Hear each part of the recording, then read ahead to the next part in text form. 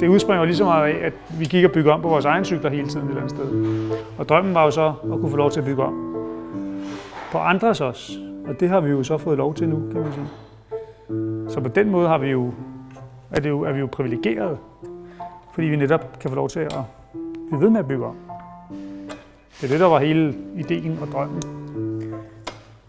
i starten. Og så kom det helt naturligt, at hele mekanikken et eller andet sted, synes jeg var fascinerende. Jeg lå selv og skruede på det.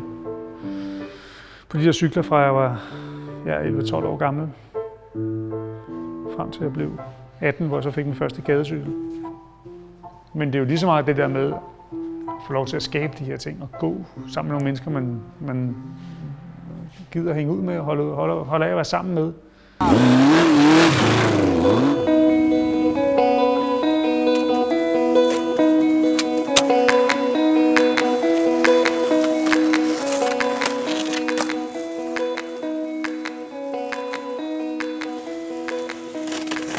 Der var mange på dengang jeg startede, som tænkte, det her det er bare en døgnflue, og det er bare sådan noget smart noget for Amerika. Og så det skal du nok blive, det skal nok dø igen. Men det kan man sige, det er i den grad vokset, og jeg synes det er fedt, at den opmærksomhed det får.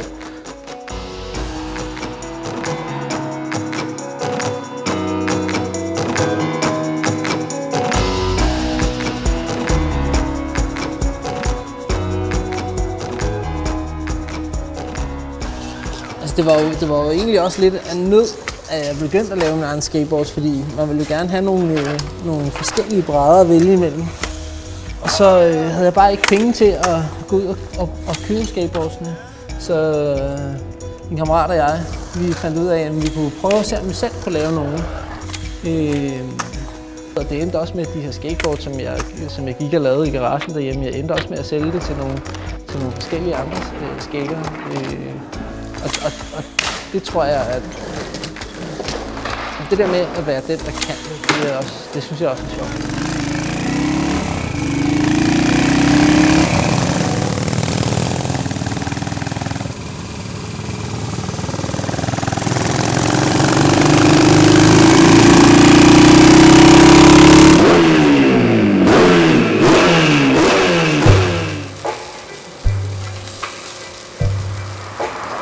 Der er ikke nogen bossy-boss, som går og pisker nogen til at gøre noget som helst. Det er jo sådan lidt meget frihed under ansvar i forhold til, hvad der skal ske. Selvfølgelig har man en opgave, der skal løses, nogle musikler, der skal fungere og sådan noget.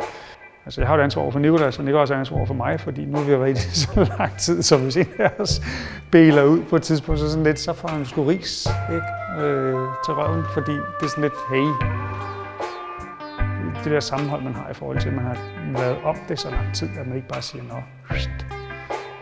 så vil det være ligesom at smide sin familie på porten og sige, nå, nu gider jeg sgu ikke at være med i det her, den her julestue mere.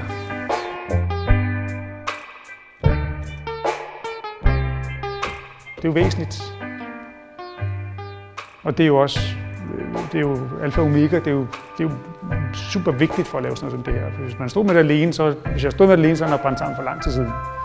Men jeg gør det jo fordi, at jeg kan lide det, og jeg kan komme til at gøre det, fordi jeg kan gøre det sammen med Nicolas. Og de mennesker, som er omkring os, ikke at glemme dem, altså, og som hjælper os og støtter os.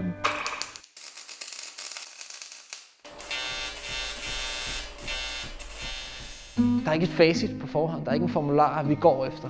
Tingene bliver gjort sådan lidt hen ad vejen, og vi laver også ting om, fordi det ikke fungerer. Jamen det er jo alt. Vi bygger jo alt om. Vi er jo ikke mærkesnopper, så vi vil rode med alt, hvis vi synes, at basen folk enten kommer med eller beder os om at finde til dem, er i orden. Så vil vi rode med alle mærker. Vi er egentlig ligeglade. Det er ikke fordi, vi bliver rige af det her. Så der er ikke rigtig nogen andre grund til at gøre det end passionen og glæden ved det. Og det er en del af lønnen. Det er at være glad for sit arbejde.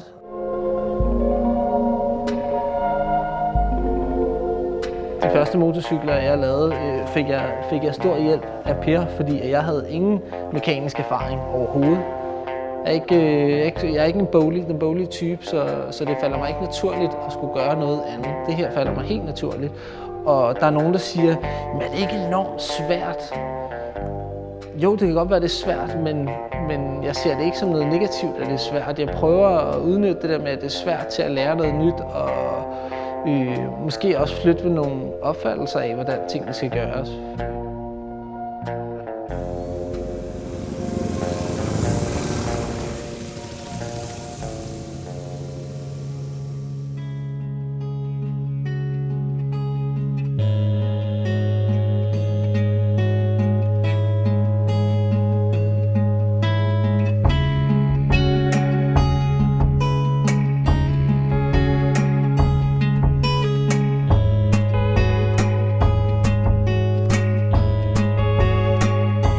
Selvfølgelig er det klassiske kliché med, at det er en livsstil og friheden og sådan nogle ting og sager.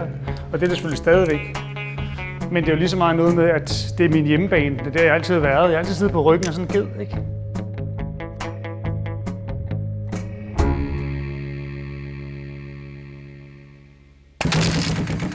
Vi havde ingen idé om det her kunne lade sig gøre. Vi synes bare, det kunne være sjovt at prøve det. Og så gjorde vi det. Jeg får sådan en trang til at gøre det. Og det har det også været med det her. Det var sådan en trang til at fortsætte. Fordi der var mange flere idéer med hensyn til motorcyklerne, jeg gerne ville have ud. Det er der sådan set stadigvæk. Masser af idéer, man gerne vil prøve. Så længe det er sjovt, så skal man bare fortsætte.